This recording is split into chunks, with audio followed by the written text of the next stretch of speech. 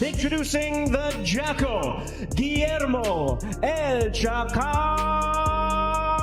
Rigondeo. And the current reigning and defending WBO Bantamweight Champion of the World, introducing John Riel Quadro Alas Casemiro. And Micah connects with the right, then Casemiro up and drops Duke Micah in the second round. I've seen him, ringside, and the power that man possesses in his hands is a joke. John Riel Casimero. His nickname is Quadro Alas, which means skills and success in the boxing world. This Filipino warrior has built his reputation on one thing: devastating knockout power. With 24 wins by knockout out of 35 total victories, Casemiro doesn't just beat his opponents, he puts them to sleep. Thumb shield trying to stave off. Oh, left and right uppercut. And that's exactly why some fans believe he could be the one man who could hand Naoya, the monster, Inoue his first professional loss. About it, Inoue has been untouchable, undefeated, unstoppable. He's destroyed everyone in his path with surgical precision and bone-crushing power. But Casemiro? He's different. He's got that equalizer, that one-punch knockout power that can change everything in a split second. Casemiro. About it. Oh, down, it's down, and I think it's out. 6 fighters in blue. Now it. Oh, beautiful shot. And he's hurt badly here. Another nice uppercut. Yep. Oh, Casemiro got it. Tete's in a lot of trouble. The rib cage. Again, you want to give Duke Micah left and right uppercut. Referee Steve Willis. The unification bout was officially scheduled for April 25th, 2020 in Las Vegas. The event was canceled due to the COVID-19 pandemic. That's the official story. But here's where it gets controversial. Some people believe Naoya, the monster, Inoue was scared. They say that's the real reason why he never fought John Riel Casimero. Is that the truth?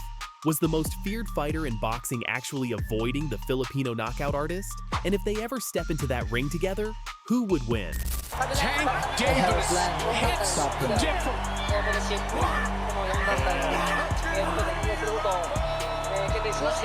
Let's hit again. He gets him against the ropes, and he goes down.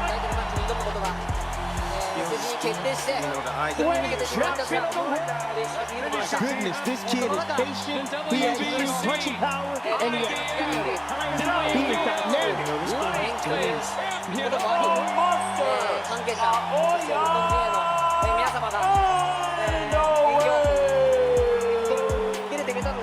Today, we're diving deep into this boxing mystery. We'll compare their fighting styles, analyze their knockout power. Could Casemiro really be the man to expose the monster?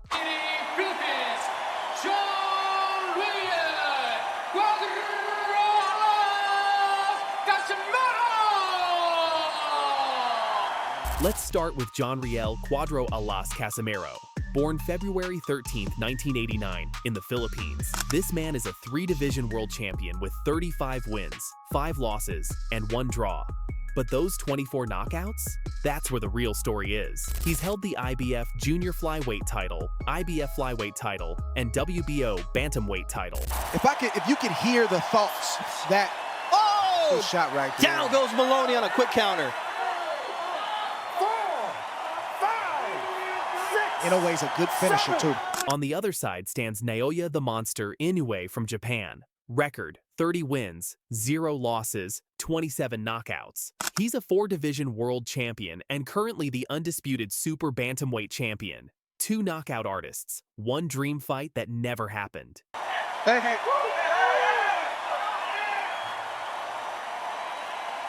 Casemiro is pure aggression. He's a pressure fighter who walks you down throwing bombs with bad intentions. His body work is devastating. Those liver shots have ended careers. He's unpredictable, wild, and incredibly dangerous. You never know when he'll explode with that fight-ending shot.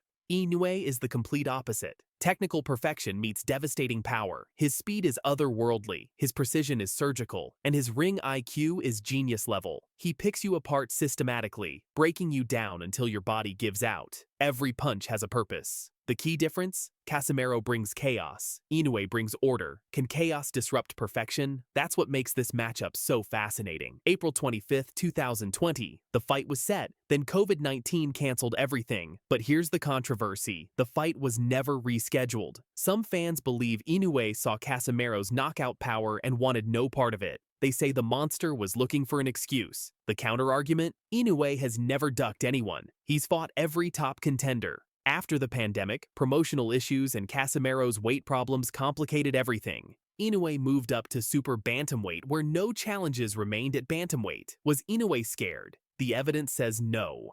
But the question lingers. For Inoue, stay technical. Use superior speed and footwork. Pick Casemiro apart from range. Break him down systematically and finish him in the middle rounds. The verdict? Most experts favor Inoue 70-30. His technical superiority, speed, and consistent power make him the favorite. But Casemiro has that puncher's chance. That wild hook, that body shot, it only takes one. Against anyone else, maybe 10%. Against Inoue, maybe 25-30%. That's significant. Styles make fights, and Casemiro's unpredictable aggression backed by real power is one of the few styles that could trouble the monster.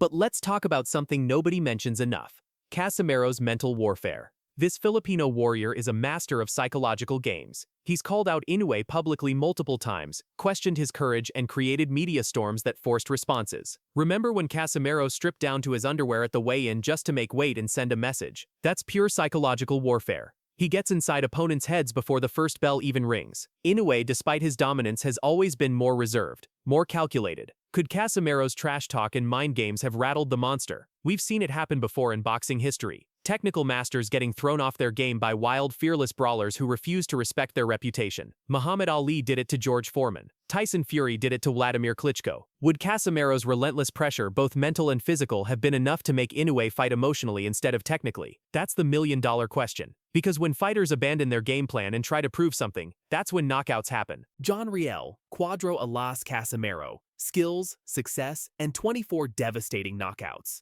The man who might have been the monster's first loss. We'll never know for sure, but in the hearts of Filipino fans, their champion had the tools to shock the world. What do you think? Drop your predictions in the comments. Like and subscribe for more boxing breakdowns. Until next time, keep your guard up. I want to fight Naoya Inoue because I want to prove myself that I'm a champion. There right now doesn't seem spooked by the punching power. Oh! There it is! Inoue goes down! Luis Neri with a first-round knockdown of the monster! When Naoya Inoue faced real power for the first time, he was shocked and worried. Standing across from him was Marlon the Nightmare Tapales, a battle-tested warrior with a dangerous record of 41-4-0. This wasn't another opponent meant to fall. This was a fighter who brought pressure, resilience, and undeniable power into the ring. From the opening moments, Tapales proved why he carried the name The Nightmare. He absorbed punishment, fired back without fear, and refused to be broken. For the first time, Inoue wasn't just dominating, he was being tested. That night, Marlon Tapales didn't just fight Naoya Inoue, he became a nightmare that forced the monster to respect real power. To him again. Well, some punches to the body, and that brought down the guard. This is the story of when Marlon the Nightmare Tapales proved why fear has a name. Before we talk about the fight, let's talk about the man who dared to dream, Marlon Tapales. Record, 37-3 at the time, 41-4 now. The Nightmare from the Philippines. While everyone was busy crowning Inoue as the pound-for-pound king, Tapales was quietly building a resume of finishing fighters, 20 knockout wins. Not decisions, knockouts.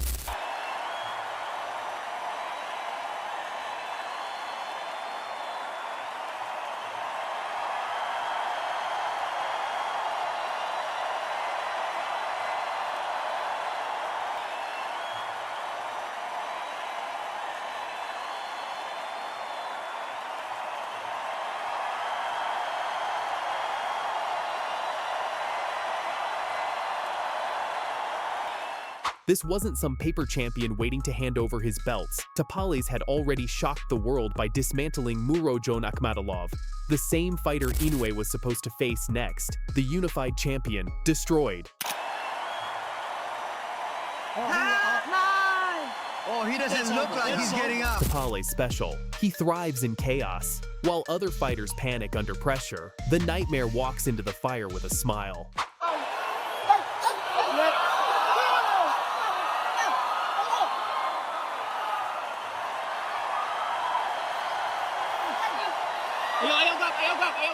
Now let's talk about Naoya Inoue. 25-0. 22 knockouts, 88% knockout rate in world title fights. He'd already become undisputed at bantamweight, then moved up and crushed Stephen Fulton in 2 rounds. Making his 24th consecutive world title appearance, here is the superstar of the sport and the pound-for-pound great. Ladies and gentlemen, please welcome boxing's pride of Japan, the 4-division world champion, the current hard-hitting, undefeated, reigning and defending, undisputed, super bantamweight champion of the world, introducing Naoya, the Monster Inoue. 2 divisions, 4 belts each time. Nobody had ever made it look so easy. Inoue wasn't just winning, he was running a demolition service. His opponents didn't lose, they got retired. His hands were so fast, so precise, so violent, that people genuinely called them nuclear weapons. The blonde-haired monster from Japan had perfected boxing, counterpunching like Mayweather, power like a heavyweight, speed like a welterweight, IQ like a chess grandmaster. And right hand from Inoue. Put you directly in front of me. I don't want you moving anywhere. What position he's in, he's able to What makes his punching power. trying to establish his own offense, but getting himself out of position. Short left hand chopped down here at the end of round. It's really hard to get in and out. Oh, Right hand hurts him. There was one thing Naoya Inoue had never truly faced. Someone who could hurt him back. Someone who wouldn't crumble. Someone who had the power to make him respect the danger. Tiajiri afraid the Nightmare. Let's break down what made this fight so fascinating. Inoue's style switched between orthodox and southpaw, seamlessly studied opponents like a scientist. Waited for you to commit, then destroyed you with counters. Cat-like reflexes that made him look like he was in the Matrix. Every punch had bad intentions. This has been a good start from Rodriguez, and there's this heavy bombs have landed already. One and in a way just on the fight on. Good, even got it on the judges' cards. Hero in their country. Whoa. But in a way, this is a fearsome flurry, and he's down. I came out looking to perform aggressively. Oh, this is unbelievable from Inoue. Michael Alexander waves it off in the second for Rodriguez. He strikes again, Inoue. Tapales' style. Pure pressure fighter southpaw stance that created awkward angles. Relentless combinations. 4, 5, 6 punch combinations. Zero fear. Walked through danger like it was a Sunday stroll master at taking fighters into deep waters where skill doesn't matter anymore. Oh, and there Tapales did take a knee. 5, 6, 7. There will be a sense of urgency from Tapales to try to get back into this round, and he does so, landing the naked left hand. So that's a 10-8 round for Iwasa. This was the ultimate contrast. The precise technician versus the fearless warrior. The surgeon versus the soldier. And here's the key. Tapales had something most of Inoue's opponents didn't. Legitimate one-punch knockout power. The kind that makes you think twice before engaging. The kind that makes champions respect you.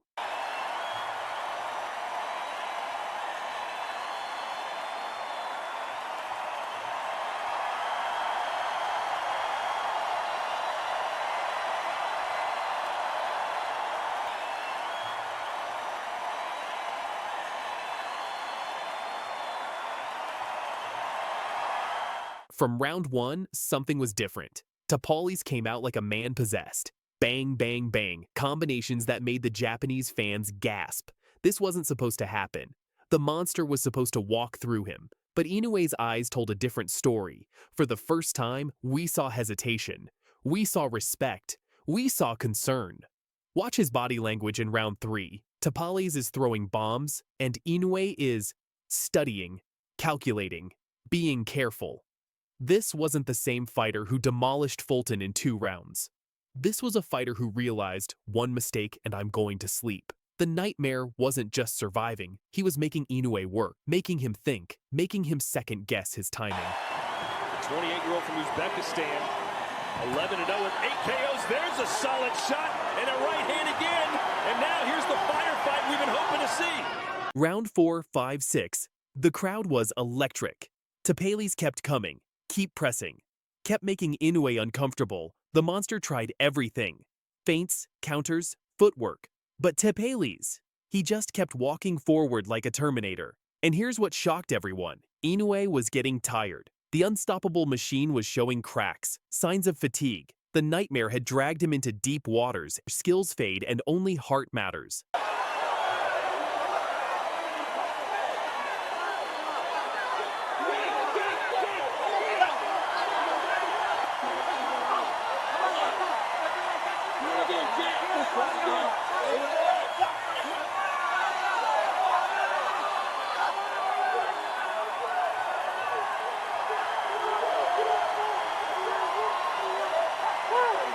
For the winner by split decision, and the heavyweight fighting pride of England and all the UK heavyweight champion of the world,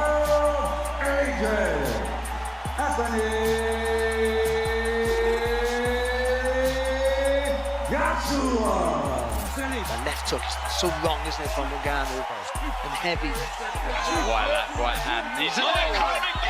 And it's John who walks right into it! And you can't do that against Anthony Joshua! Anthony Joshua, nicknamed Quadzilla, is more than just a fighter. He's a nightmare in the ring. With a record of 29 wins and 4 losses, he's terrifying. But the real horror? 26 of those 29 wins came by knockout. That's pure destruction. And the former world boxing champion Anthony Joshua has announced his next fight against the social media star turned boxer Jake Paul in a sanctioned heavyweight bout next month. That's a bad idea. Jake Paul's mad. He can fight, man. Yeah, but what about Anthony Joshua? Man? That's bad, bro. I can't believe Jake Paul would be crazy enough to fight Anthony Joshua. And it almost devolved. There's a left hook. Down goes. His recent fight against Jake Paul ended in a brutal knockout, leaving Jake's jaw shattered into pieces. That's why every fighter fears stepping into the ring with Anthony Joshua. Many have warned, many have tried, and now some are crying like babies and retiring from the sport forever. Okay, let's go. I'm scared. I'm a mess. I got my sprained ankle. In my life, I think my jaw is broken, by the way, so. Yeah. Let's go! It's definitely broke. Let's break down why Anthony Joshua is called one of the most dangerous men in boxing history.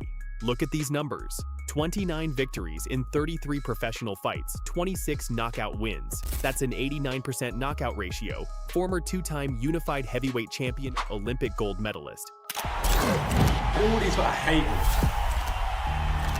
Oh, pure haters. They're haters. That is what it is. I don't expect them to like me.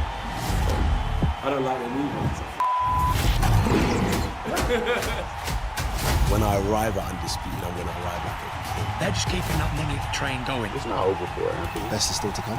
Anthony Joshua lied to us. How could you criticize AJ now? He's on the best run of his career. This is a completely different fight. There isn't anyone I know that's more dedicated to the sport than him. But statistics don't tell the whole story. It's what he does to his opponents that sends chills down the spine of anyone foolish enough to step in the ring with him. When Joshua lands, fighters don't just fall, they crumble. They don't just lose, they get erased. And most